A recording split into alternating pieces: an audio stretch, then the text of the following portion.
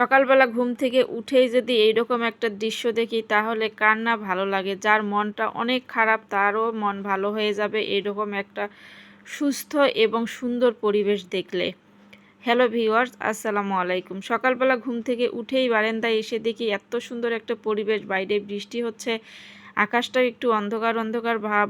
চিন্তা করতেছিলাম যে নিচে গিয়ে একটু ভিজে আসবো কিনা, কিন্তু না, এখানে বাইরে যাওয়ার মতো কোনো অবস্থা নাই। তার মধ্যেও বারান্দায় এসে দেখি একটু পানি জমে গিয়েছে।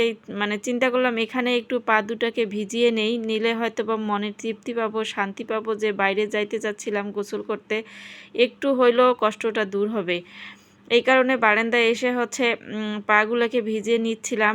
আর সেই গ্রামের কথা মনে হয়ে যাচ্ছিল। এই বৃষ্টির দিনগুলো যখন টিনের চালে এই বৃষ্টি পড়তেছিল, টুপটাপ একটা শব্দ হচ্ছিল, সেই শব্দটাকে মিস করতেছিলাম। তারপর বারান্দা থেকে এসে তাড়াতাড়ি করে রান্না উঠাই দিয়েছিলাম। রান্না প্রথমে আমি মসুরির ডাল দিয়ে তারপর লাউ দিয়ে প্রেসারে সিটি দিয়ে নিচ্ছিলাম। এখানে কয়েকটা সিটি দিলেই আমি নামিয়ে রেখে দিব এটাকে। প্রেসারে রান্না করলে খুব তাড়াতাড়ি রান্না হয়ে যায়, আর আমার কাছে মনে হয় প্রেসারের সবজিগুলো আমার কাছে খেতে ভালো লাগে। এই জন্য আমি সবসময় সব সবজি আমি মোটামুটি প্রেসারে রান্না করার চেষ্টা করি। তারপর মাছগুলো ধুয়ে নিয়েছিলাম। ধুয়ে নেওয়ার পর লবণ আর হলুদ দিয়ে এখানে মেখে রেখে তারপর তেল গরম করে তেলের মধ্যে দিয়ে একটু এপিট ওপিট ভালো করে ভেজে নিচ্ছিলাম। ভেজে নেওয়ার পরে এই যে আরেকটা সবজি দিয়ে মাছটা রান্না করব। এটা পটল। পটলগুলো কেটে হলুদ আর লবণ দিয়ে মেখে রেখেছিলাম একপাশে। রাখার পরে যে তেলে মাছ ভেজেছি সেই তেলে ওইগুলো একটু ভেজে নিব।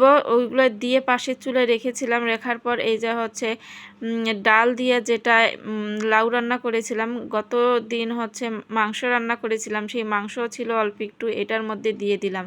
এরকম করে সবজিটা রান্না করেছিলাম, কিন্তু সবজিটা খেতে এত পরিমাণ মজা ছিল আজকের। গরুর মাংস, লাউ, তারপর মসুরির ডাল সবগুলো একসঙ্গে একটা নিরামিষ হয়েছিল, কিন্তু খেতে কিন্তু দারুণ ছিল এই সবজিটা আজকের। এভাবে রান্না করে খেয়ে দেখবেন যে লাউ দিয়ে কি মসুরির ডাল কে খায় কিনা জানি না, কিন্তু আমাদের উত্তরবঙ্গে ম্যাক্সিমাম বাড়িতে লাউ দিয়ে মসুরির ডাল আমরা খাই।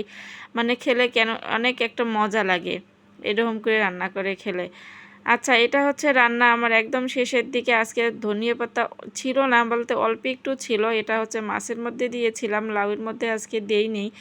লাউটা নামিয়ে রেখে তারপর এই যে পটলগুলো আমি ভাজতে দিয়েছিলাম পাশের চুলায়। এগুলো একটু এপিট ওপিট ভালো করে লাল লাল করে ভেজে নিব। আমি যে আজকে এরকম করে পটল দিয়ে মাছ রান্না করছি আজকে কিন্তু প্রথম। এর আগে কিন্তু এই পটল দিয়ে আমি মাছ রান্না করি নাই।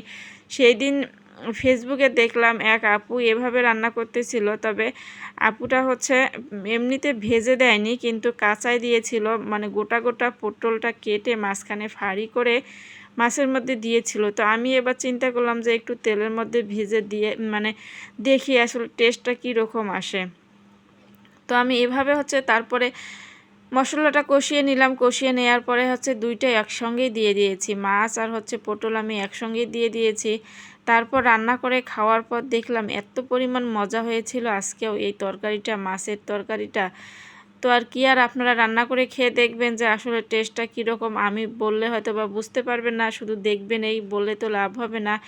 টেস্টটা বুঝতে হলে আপনাদের রান্না করে খেতে হবে। এভাবে একদিন রান্না করে খেয়ে দেখবেন যে আসলে অনেক মজা। আজকের ভিডিওটা এই পর্যন্ত। সবাই ভালো থাকবেন, সুস্থ থাকবেন। আল্লাহ হাফেজ।